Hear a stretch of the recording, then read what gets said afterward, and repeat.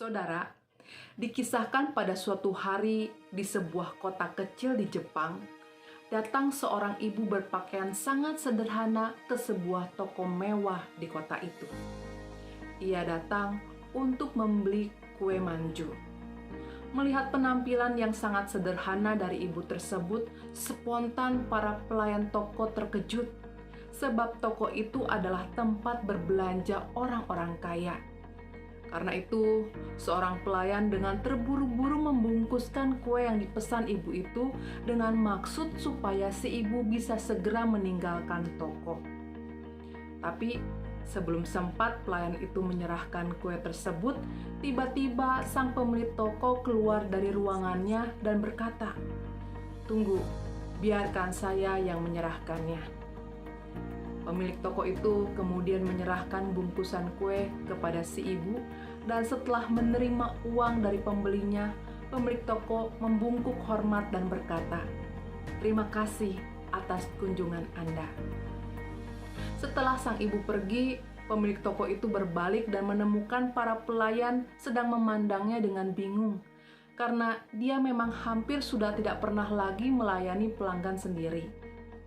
Si pemilik toko berkata, "Saya harus melayani sendiri. Ibu tadi adalah pembeli istimewa."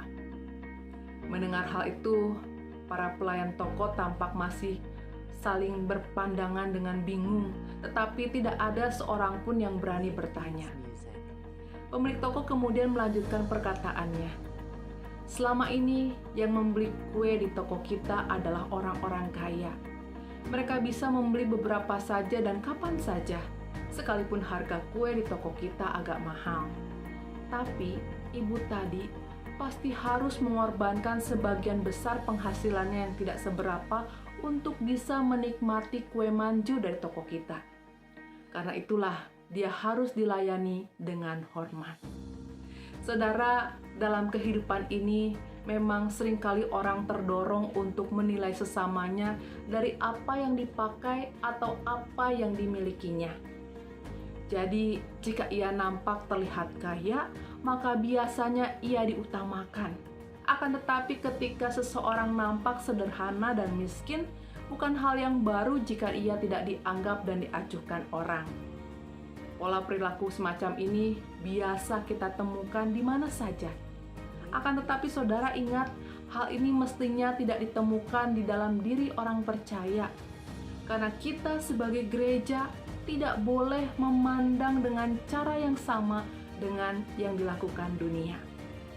Firman Tuhan dalam surat Yakobus pasal 2 ayat 9 bagian A mengingatkan kita dengan tegas bahwa jika kamu memandang muka, kamu berbuat dosa. Mengapa? Karena ketika engkau memandang muka dan menghinakan orang miskin, engkau telah menghalang-halangi karya Allah yang mengasihi dan hendak meninggikan mereka. Oleh karena itu, firman Tuhan pada saat ini mengingatkan kita untuk selalu menyatakan kasih di atas segala-galanya. Sebab dengan kasih terhadap sesama, hal itu mampu membuat kita melakukan segala sesuatu dengan tepat dan memperlakukan semua orang dengan pantas dan terhormat. Di luar ada atau tidak adanya harta benda melekat di dalam dirinya. Untuk itu saudara, biarlah dengan sapaan yang ramah dan perlakuan kita yang hormat terhadap setiap orang tanpa membeda-bedakannya, membuat nama Tuhan dipermuliakan di dalam hidupmu. Tuhan Yesus memberkati kita semua. Amin.